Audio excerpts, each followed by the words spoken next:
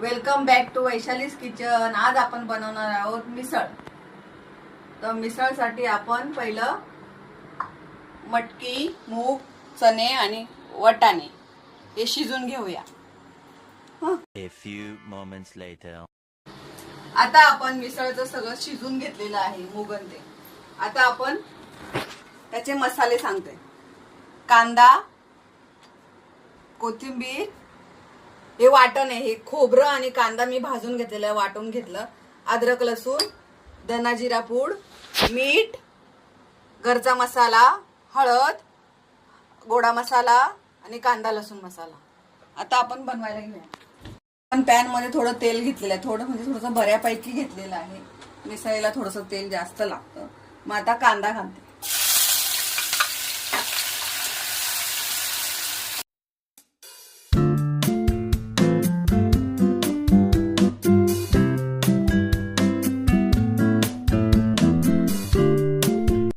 मी आता कांदा घातलेला आहे। टमाटा घालायचा असतो पण मी टमाटा घातलेला नाही। आज आम्ही शुक्रवार आहे ना, शुक्रवारचा आम्ही टमाटा खात नाही, मग आम्ही फक्त कांद्यावरच करणार। टमाटा नाही घालत, तुम्हाला टाकायचं टमाटा टाका, लिंबू पण टाका। आता अद्रक लसूण पेस्ट टाकते।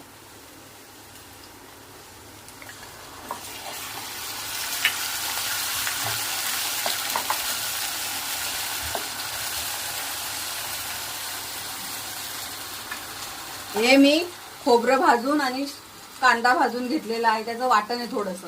थोडंसं वाटण टाकलं ना, मिसळला चव चांगली येते।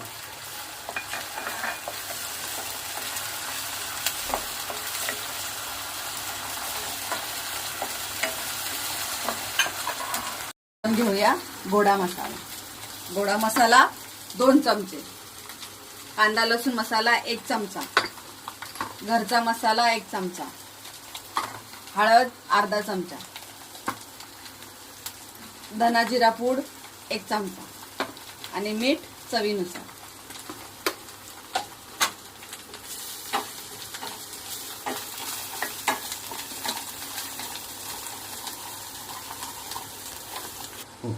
आता याला तेल सुटेपर्यंत आपण परतून घेतलेलं आहे। आता आपण उकळलेली मिसळ टाकून देऊया।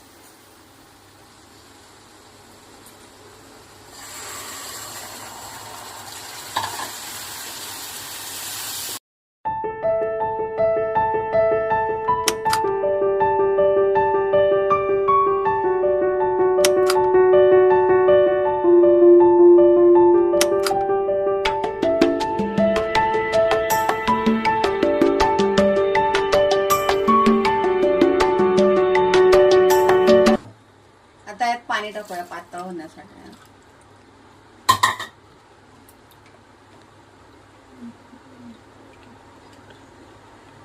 रेडी आहे। आता आपण त्यात थोडीशी कोथिंबीर घालू।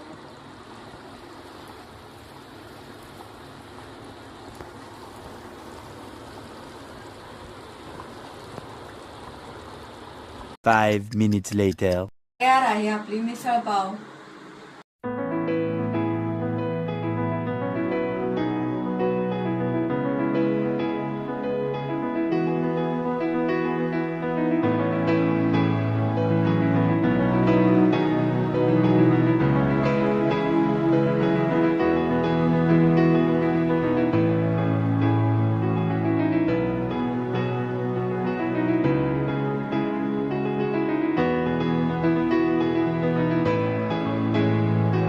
ही रेसिपी जर तुम्हाला आवडली असेल तर शेअर करा, कमेंट करा आणि लाईक करा।